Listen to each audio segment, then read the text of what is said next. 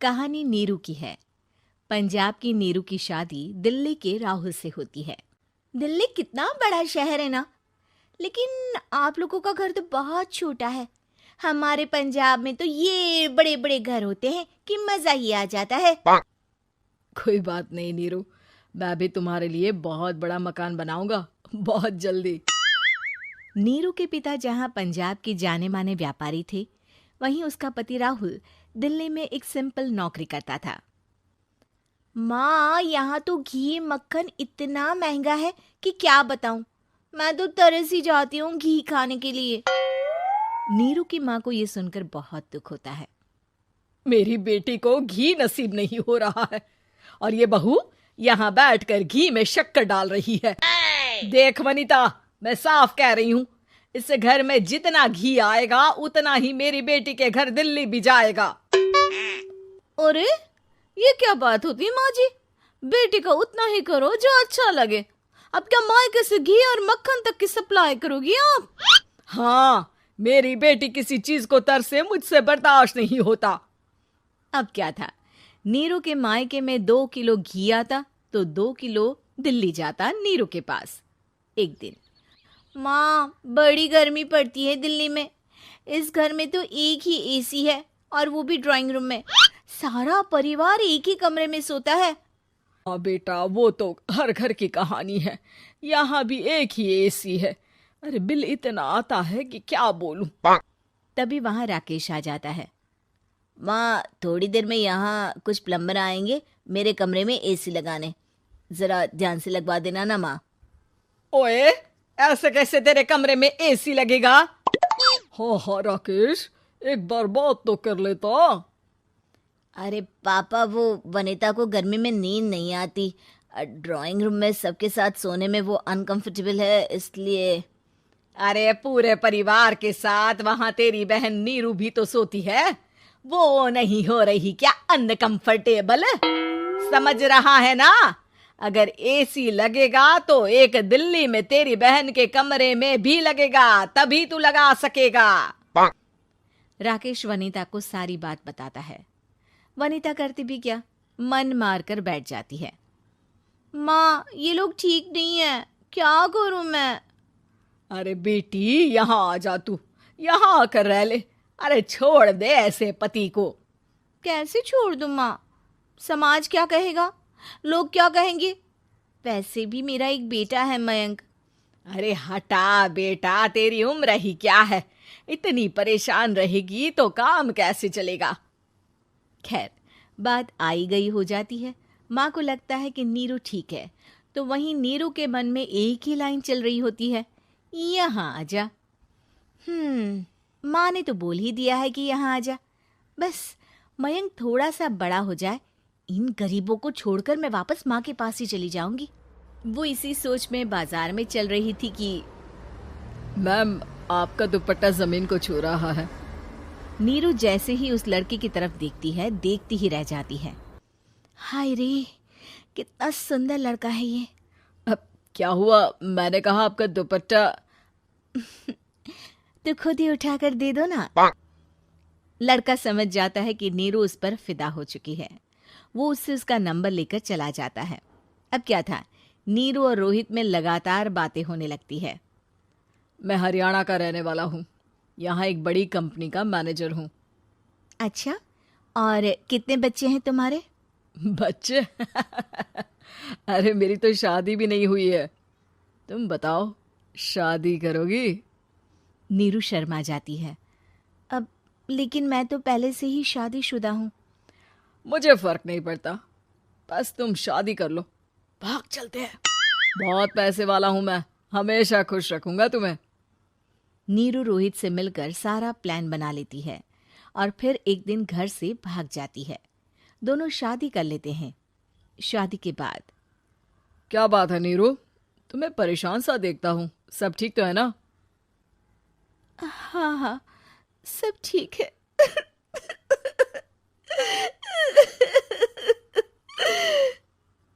ये कहते कहते ही वो रोने लगती है।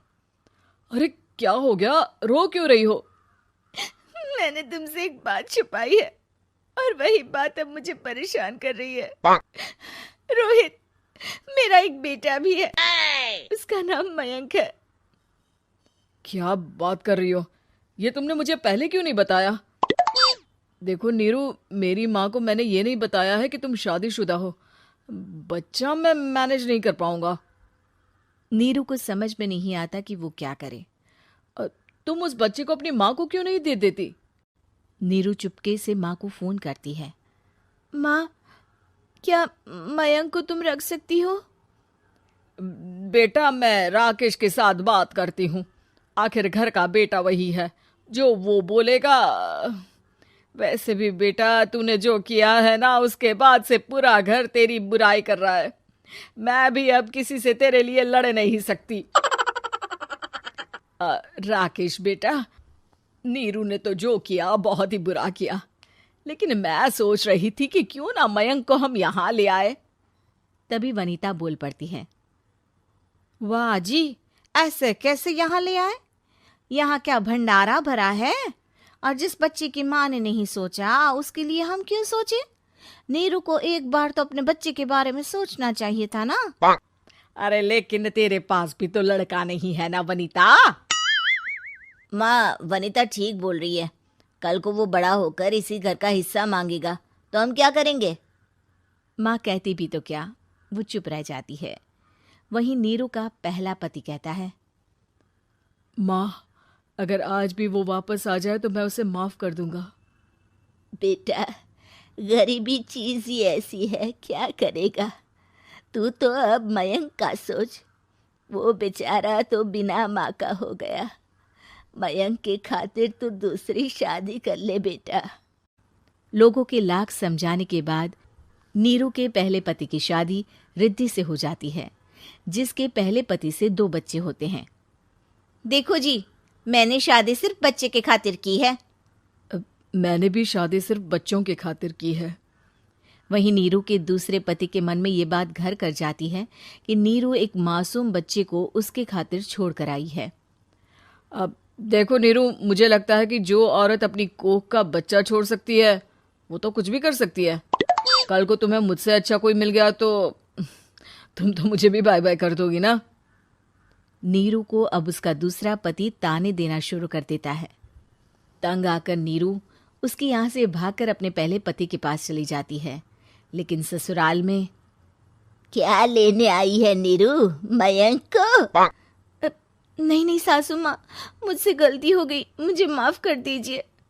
नीरू, अब वक्त खत्म हो गया है, मेरी शादी हो चुकी है। तो छोड़ दो ना उसे, हमारा बच्चा है। मैं आपको अपनी माँ नहीं मानता, मेरी नहीं मान तो बात अच्छी है। नीरू मयंक की बात सुनकर समझ जाती है कि उसके पास अब ना आसमान रहा ना ही जमीन। क्या करूं, मैं इतनी सुंदर हूं तो?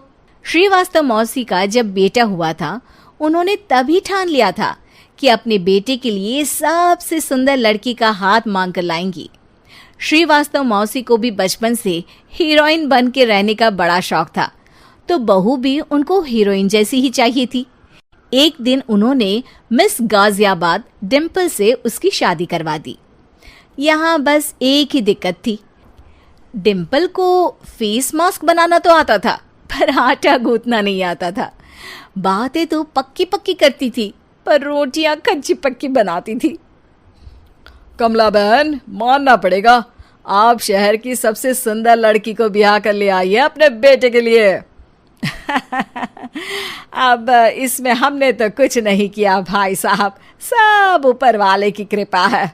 जी जी, तो क्या क्या कर लेती है आपकी बहू? सब कुछ। जाओ बेटा डिम्पल, शर्मा जी के लिए थोड़ा नाश्ता पानी बना लाओ। डिम्पल नजदीक जाकर श्रीवास्तव मौसी के कान में फुसफुसाती है। मम्मी जी, नाश्ता बनाना तो नहीं आता, सिर्फ पानी ले आओ। अरे बेटा, तुझे देखने कितने लोग आए हैं, इन सबको पानी पिलाने का ही इरादा है क्या? सुंदर हूँ इसलिए देखने आए हैं। क्या करूँ, मैं इतनी सुंदर हूँ तो आप ही बताओ ना, क्या करूँ मैं? अरे बेटा कुछ मत कर, खाना बनाना सीख ले बस। श्रीवास्तव मौसी के लिस्ट में सुंदरता सबसे ऊपर आती थी और उन्हें उसी का फल मिला। उनके बेटे अशोक ने एक दिन माँ से शिकायत की। माँ, कैसी बहू ढूंढ कर लाई हो? मैं शाम को थक हार कर घर लौटता हूँ तो मुझे कहती है, आज पेडिक्योर करना है, करवा दोगे? अरे जबकि दिन भर काम करके पाँव मेरे थके थे। अरे बेटा ठीक है ना, धीरे धीरे सीख जाएगी। अरे क्या सीख जाएगी माँ, उससे कुछ भी नहीं आता। हफ्ते भर का शेड्यूल बना लिया है उसने, पेडिक्योर, हेड मसाज, मुल्तानी मिट्टी का ये वो, अरे पता नहीं क्या क्या। अरे मुझे तो नाम भी नहीं आते। देख बेटा, खाना बनाना, सब्जी काटना, ये सब सीखा जा सकता है, पर सुंदरता नहीं सीखी जा सकती। इतनी सुंदर बहू मिली है, फिर भी तू खुश नहीं है। कैसा बेटा है तू? श्रीवास्तव मौसी का मानना था कि समय रहते बहू सब सीख जाएगी, पर मिस गाजियाबाद से शादी कराने के बाद घर का जो नाम हुआ है वो जरूरी है। अरे सबकी बहू खाना बना लेती है, हमारे घर में तो काम वाली दीदी भी है, पर हमारे घर में जितनी सुंदर बहू है ना, उतनी किसी के घर में नहीं। ऐसा श्रीवास्तव मौसी सबको कहती रहती। फिर एक दिन वो हो गया जो नहीं होना चाहिए था। डिम्पल को पिंपल हो गया। डिम्पल घर में छुपी बैठी थी, पर ऐसी खबर छिपती कहाँ है। शर्मा जी घर में अपने बेटी की शादी का न्योता देने आए तो उन्होंने पूछ लिया, अरे आज आपकी बहू नहीं दिख रही? हाँ, वो ना थोड़ा काम में बिजी है, आती ही होगी। और इतने में डिम्पल सही में किसी काम से वहां आ जाती है। बस शर्मा जी की नजर पड़ जाती है डिम्पल के पिंपल पर, जो उन्हें चांद पे दाग जैसा लगता है। पूरे शहर में बात फैल जाती है कि डिम्पल को पिंपल हो गया है। ये दिक्कत काफी गंभीर थी और श्रीवास्तव मौसी को पता था कि अगर ऐसा चलता रहा तो उन्होंने जो हासिल किया था सब मिट्टी में मिल जाएगा। उन्होंने फट से डिम्पल को अपने कमरे में बुलाया। अरे बेटा, शर्मा जी के बेटे की शादी 1 हफ्ते में ही है, हमें उससे पहले ही तुझे वापस सुंदर बनाना पड़ेगा। तू बता, तुझे मेकअप के लिए क्या क्या चाहिए? डिम्पल की दी गई लिस्ट का सामान श्रीवास्तव मौसी शाम को ही ले आती है और उसके बाद शुरू होता है डिम्पल का मेकओवर। 1 हफ्ते में सारे क्रीम्स पाउडर टेस्ट हो चुके हैं और डिम्पल और श्रीवास्तव मौसी रेडी हो जाते हैं शर्मा जी के बेटे की शादी के लिए। शादी के दिन डिम्पल बहुत सुंदर लग रही थी। श्रीवास्तव मौसी को उम्मीद थी कि बस अब तो हर जगह वो और डिम्पल ही छाए रहेंगे, चाहे शादी किसी की भी हो। पर जब वो शादी में पहुंचते हैं तो उन्हें बाहर शर्मा जी लोगों का स्वागत करते मिलते हैं। अरे कमला जी, सही समय पर आई हैं, आप ही का इंतजार था। हमने भी हमारे बेटे के लिए मिस अहमदाबाद ढूंढी है। डिम्पल और श्रीवास्तव मौसी दोनों के मुंह खुले के खुले रह जाते हैं शर्मा जी की बहू को देखकर। वो तो डिम्पल से भी ज्यादा सुंदर थी। क्यों, हमने भी अच्छी बहू ढूंढी है ना? हाँ शर्मा जी, बाकी आजकल के ज़माने में सुंदरता से क्या होता है भाई। देखो, बूढ़े तो सब होते हैं, मैं तो मानती हूँ कि बस रोटियां गोल बना दे, इससे ज्यादा क्या चाहिए। सुंदरता का क्या है, ढल जाती है, पर गुण ओ हमेशा रहते हैं। अरे वाह, इतना बड़ा ज्ञान आपको कोई गुरु भी नहीं देता जितना बड़ा ज्ञान आपको एक छोटे से पिंपल से मिल गया। अगले दिन जब अशोक डिम्पल से बात कर रहा होता है, कल शादी में मिस अहमदाबाद के बाद सब मिस गाजियाबाद यानी तुमको ही देख रहे थे। क्या करूं, मैं इतनी सुंदर हूं तो आप ही बताओ क्या करूं? क्या करूं मैं तो कहती हूं कि घर का कोई काम कर या फिर बाहर अपने लिए कोई काम ढूंढ ले। है? क्या कहा माँ जी? हाँ जी, सुंदरता का क्या है? कल तूने मिस अहमदाबाद से मात खाई, आगे कोई मिस हैदराबाद आ जाएगी या मिस फैजादाबाद आ जाएगी, इसलिए काम पर ध्यान दो। हाँ। और कुछ महीनों बाद अरे बहू, काम करने के बाद तू सुंदर नहीं, अति सुंदर हो गई है।